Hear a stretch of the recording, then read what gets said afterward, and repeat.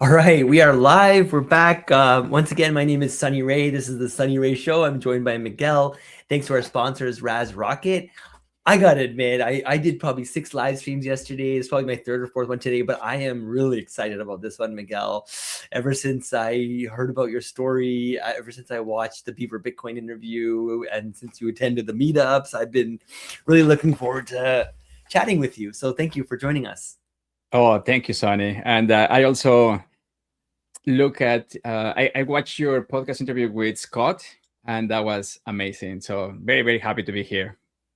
Cool, man. So why don't we just kick off? I'm gonna do a little bit of housekeeping in the background. I gotta tweet some stuff out. So why don't you tell people maybe a little bit about the company and the education that you're offering the world?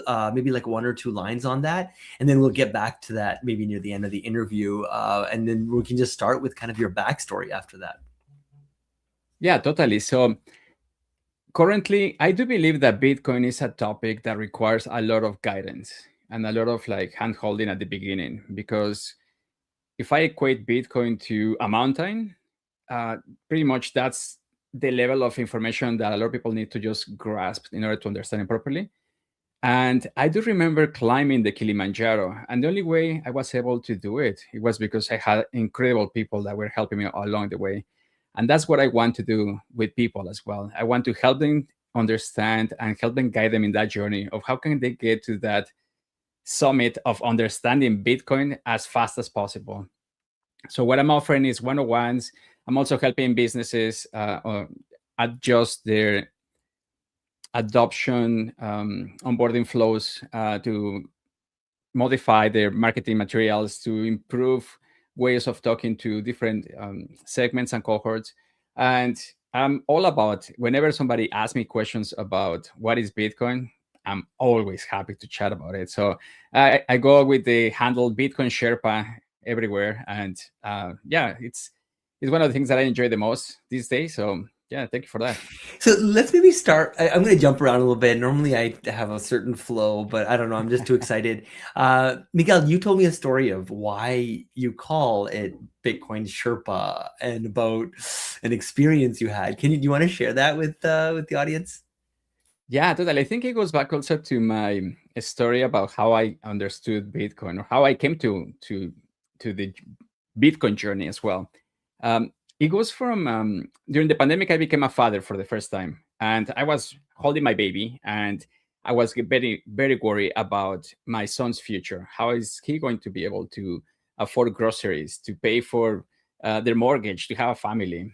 And I remember having a dream about my son being a teenager, and we were having an amazing conversation about politics, economics, you name it. And my son asked me the question, Dad, you were there when Bitcoin started. Why you didn't do anything about it? And I was like, and just to give you more context, I'm a banker, traditional finance banker, 12 years, managed multi-billion dollars in biggest banks in Canada. And I told my son, like, son, because Bitcoin is for criminals. Bitcoin is bad for the environment. Bitcoin is too volatile. And because of that, uh, we are not doing Bitcoin in our family. But then my son saw through me and he's like, no, Dad, I know you. You didn't do your homework. And that hit me like somebody punched me in my gut. And I was like, wow, what is this? What happened? I wake up and I was like, I don't know why. I don't know if it's guilt, shame, if it's something, if it's love, but I was ready to be like, okay, what is this thing? I'm going to prepare myself because I want to talk to my son in the future and be able to say, like, you know what, I did my homework and this is why it didn't work for me or for us. But the more I went into Bitcoin, the more everything changed completely. Changed my career, changed my perspective, changed everything. And from there, I became addicted to helping people as well to see it. I became an apostle, if that's a way to explain it, like how I was so much conviction about what I just discovered. How old was your son at the time? He was 2 months when I had this dream.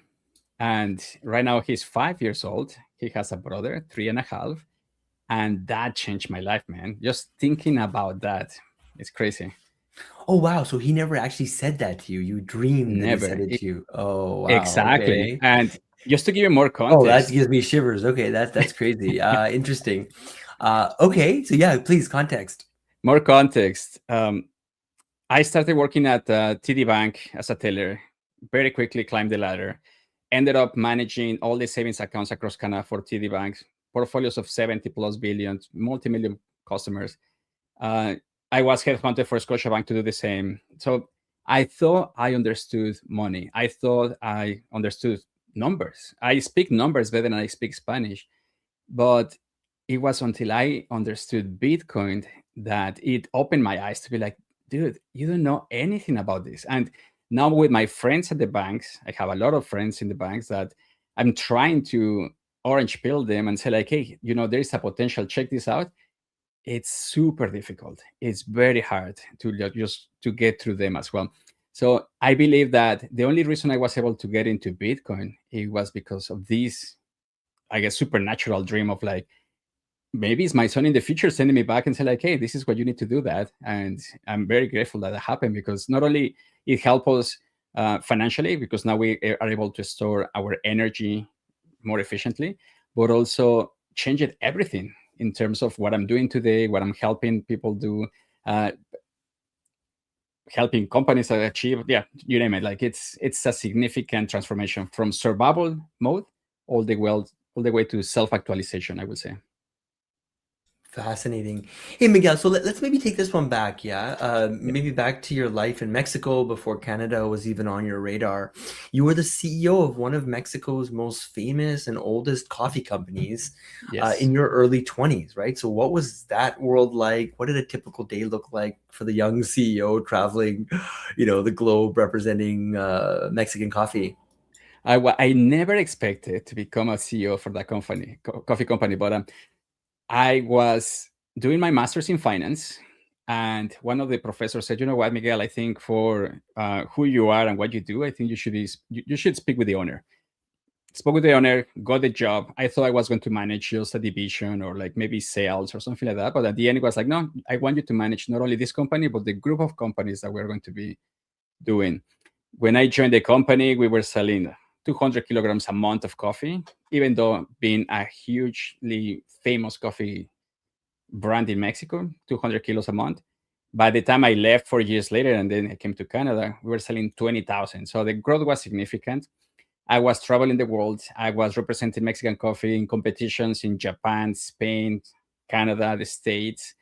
I did I thought I was like top of of the mountain as well for me. Like, hey, this is amazing, and that is when I felt this itch of, do I have what it takes? I asked that question internally. It's like, do I have what it takes? And decided to move to Canada.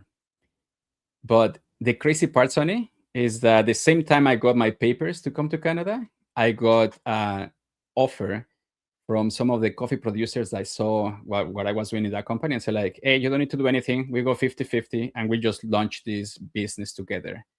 And I was like, man, that's a multi-million-dollar opportunity. And it's like, no, you know what? I want to experience, or I want to go to Canada to see what life will look like. I don't want to be in my senior years and have this regret of, what if I have done it when I was not married, when I didn't have children. So, and I'm so glad. I'm so glad I was able to hear that voice within me, because today, oh man, this is like crazy, like insane of how happy, satisfied, like you name it, like it's significant. So when you landed in Toronto in 2010, your first job was serving coffee at Tim Hortons. So the irony of Yes. going from a coffee CEO to a coffee server, what was going through your mind? Like, how did you even process Oh that, man, Miguel? thank you for that question, because it was crazy. I think I have never experienced depression in my life. I never had any feelings whatsoever of like identity crisis or anything. But my first months in Canada, I was like trying to build a business in coffee, about coffee, couldn't. I was trying to apply for jobs that were similar to the ones that I was doing. I couldn't. No one knew me. No one liked me. No one trusted me. I was just brand new. And it took me 5 years, man, of survival jobs. So my first one was Tim Hortons. The next one was restaurants. I did construction, cleaning, maintenance. I have never touched a hammer in my life, and sounds too privileged, but in Mexico, I thought I was a handy person, not whatsoever. When I was in Canada building, framing houses, roofing, and everything, I was like, dude, this is crazy. So for those 5 years, my whole identity shattered. Like I had identity crisis of like, what I just did. I left a multi-million-dollar opportunity just for what? Like cleaning toilets or for like building framing and getting paid and getting uh yeah, like not even minimum wage sometimes. So at that point, I was like, dude, I think I make a mistake. I think this dream of being in Canada is not working out. But something that I guess I'm so either persistent or stubborn, but it's like I'm not going back to Mexico with my head between my tail between my legs, or like or going back in terms of like ashamed or not successful. I'm going to keep pushing through, and I did. I just pushed through. Like I was like, okay, it's going to take what it's going to take. uh, 6 years later, it's funny because I became Canadian first at year 4, and I landed my first professional job at year 6 in Canada. So it was a long journey for me to be like figuring out. And I think now looking back, it was thanks to that journey of killing my ego that I was able also to understand Bitcoin. So that is connected as well. So, and we can talk more about that because that's something I've seen in my interviews that I'm doing with other people to understand their conviction and how they got into understanding Bitcoin the way they have. So now looking back, it's like it was needed for me to go through that. Yeah, happy to double click on the idea. But I was going to ask you also, in 2013, Miguel, you discovered mentorship. Yes. And everything changed. You went from, survival jobs to a bank teller role at TD, then multiple promotions. So maybe walk me through that turning point. Who was the mentor, and what did they show you that you couldn't see on your own? Oh, a beautiful question, man. I was in a networking event and I was desperate. I was paying my rent with my credit card. I was almost about to go back when I pretty much I say what I did, what a Mexican will do in events like that. It's like I say my birthday is coming. Everybody here in the in the bar, it's invited to my house. We're going to eat tacos. I invited probably like 50 people. Only like 10 show up, and one of them was a branch manager, who is an amazing person. We connected. He was able to break it down for me, and it's like, hey, all the things that you have been doing are a little bit off. So just to give you an analogy, in your country, you're a radio that works perfectly. You can tune into the frequency and you hear the music. In Canada, that frequency changes. And unless you have somebody to help you tune into that frequency and finally hear the music once more, it's hard to try to figure out by trial and error. So with this mentor, he told me, it's like, I think you should work for a bank. And my first reaction is like, no, I don't want to lose my soul. I don't want to work for a bank. And that was and my mentor told me, it's like, I think that answer should not be in your interview process. Maybe let's refine that a little bit more into how can we uh, help you get a position. And thanks to that mentor, I was able to find a job as a teller. Thanks to the same mentor, I was able to get promoted within 2 months, and everything changed because now it's about connections. And sometimes it's not only about the trust that you build with people directly, but it's also that how you leverage the trust that other people have built already within the network. So this mentor opened doors for me like no one else had ever done, just because we connected through tacos or like come to my house, and that was it. And that created so much change. The next part of the change was another mentor from my first mentor was from Colombia. The next mentor was from Peru, and he opened my eyes to like, I'm a financial advisor, and he said like, I think you can be a project manager. It's like, yeah, totally, I can do the job, but it's I jumped 4 levels higher. I don't think we can do it. He took my resume, he spoke with the hiring manager, he just made it happen, and I got hired for the first time in my profession as a project manager. 2016ish, something like that. So That it was because of that. If not, probably I will continue to be a financial advisor until to this day, just because how everything works out. So I do believe mentorship super important in everything you do, and mentorships or mentors and Sherpas or guides or people that are there to help you, oh, they are pure gold for you. So you eventually earned a master's in finance, your PMP, you I studied did it my master's in Mexico. in Mexico. Okay, got it, got it. But did you study at Rodman or no? I did study several things at Rodman, certifications. I did a mini MBA called Business Edge. Yeah, it was And, different. and then Yes, you climbed the Kilimanjaro I did. to raise Oh, awareness about underemployment. And then you founded yes, unstoppableme.rocks to help over yes. 500 newcomers. I mean, what an incredible arc. Looking back kind of at that whole journey from CEO in Mexico to rebuilding in Canada, what's the one lesson you wish you could hand to every newcomer on day one? Wow, what a great question. I think the lesson is find mentors as fast as possible and as many as possible. One mentor is not enough. You need to have 10. Through Unstoppable Me, I learned I thought that you were going to say to have taco parties, but no, I'm kidding. Okay, keep that's going. that's a Sorry. bonus. If you can do taco parties, you get the job. You get the job, right? Give before you take. That's what I learned actually. That's actually a good point because we live in a country where you have a lot of people very talented, PhDs, master's degrees. Everybody has the pedigree, the credentials. So it's not about if you're intelligent anymore. I do believe that, especially in Toronto, the IQ, average IQ is extremely high, like crazy high. But what I learned, especially coming from a country where we value education highly, is that education is not enough. It's about who knows you and what do they know about you, and if they can trust you and if they can vouch for you. So I think that component, it takes time to build the trust factor, and it gets faster if you have mentors.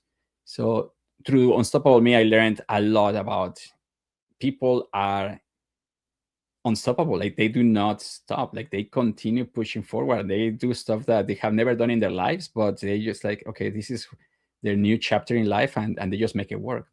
So that immigration journey and that chapter, it was beautiful too, because I remember in another networking event I was talking about my experience with a couple of people, and they told me, Miguel, in the last 20 minutes I have learned more than in my last 2 years in Canada. Would you like to be my mentor? And I reply, I cannot be your mentor. I'm a total failure. What do you mean? It's like, do you want me as a mentor? It's like, I think you should meet with other people that are more successful, because I can tell you all the stuff that I messed up. And they say like, no, no, no, please, please, we would love for you to be our mentor. So those two people became 4, became 8 the next week, 16 the next week. Eventually I have 20, 30 people showing up in coffee shops, and people were saying, you cannot do this in a coffee shop. It's too many people. And I was just sharing the stories and the journeys and what to do and how to build trust and how to network with people and how to connect. Because over those 5 years, I did something really well. I connected with as many people as possible. And I planted seeds like crazy. I gave first before I was asking for anything. And I think that's a secret. And it applies also in the Bitcoin world as well. I love that.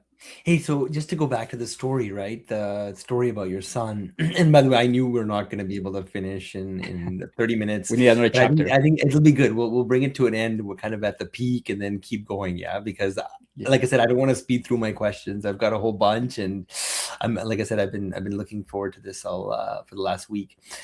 So you've said that you woke up, you started studying Bitcoin like a madman. Was there a Yeah. specific book or a resource that really kind of made you go, wait, everything I thought I knew about money is wrong?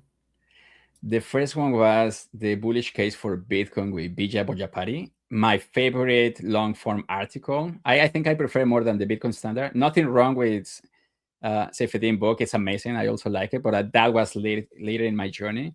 Uh, I devoured the 12 first chapters of the What is Money podcast with Breedlove and Sailor. Those ones I was like just going deeper into the history of it, like and that actually changed my perspective on a lot of different things. I immediately signed up for the Crypto Academy with Pompliano school that he has, and it's like, okay, I want to go deeper. 60 hours of like learning through. It's funny. It's called Crypto Academy. It's actually the only Bitcoin. They didn't talk about any other crypto. So I was like, oh, look at that. It was meant to be. So that I went deeper, hire coaches, you name it. Like I did went like crazy. But my favorite resource so far, I think, the bullish case for Bitcoin. Simple, elegant, small. People, I think, that might enjoy it. And I even recorded my own journey of how all the resources that I have consumed, and I have probably like 20 pages of links of all the things that I went through. So I'm happy to share that as well. Cool. So maybe with a minute or two left, Miguel, tell people a little bit more about Bitcoin Sherpa. I mean, this seems like something you're very passionate about, quite a catchy title. What's your mission here? What's your vision? Where do people learn more about it?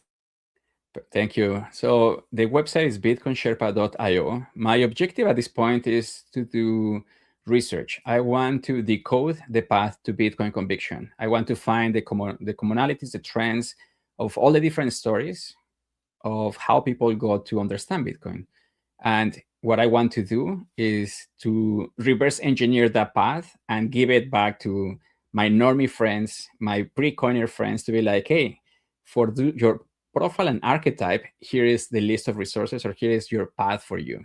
Almost like building a Waze for Bitcoin learning. So that's my vision, which is huge. I don't know if I'm going to accomplish that, but if anybody wants to jump and help, super happy. As well, I'm always mentoring people, coaching people. I run the Bitcoin meetups in my area here in Cinco County. I'm also building technology for Bitcoin parents, bitcoinparents.co. So many other things too as well. Like you can tune in. I did some vibe coded some games for children to learn more about the power of deflation. It's like I have a piggy bank race, and yeah, we can share that as well. It's pretty cool. It's pretty fun. And yeah, many things, but I'm happy to connect. If you want to learn more about everything I'm doing, my last name is abascal.ca. I put everything there as well, like different experiments, different things I'm going to have. So yeah, happy to connect. On LinkedIn, I'm more active, and yeah, happy to share anything I know.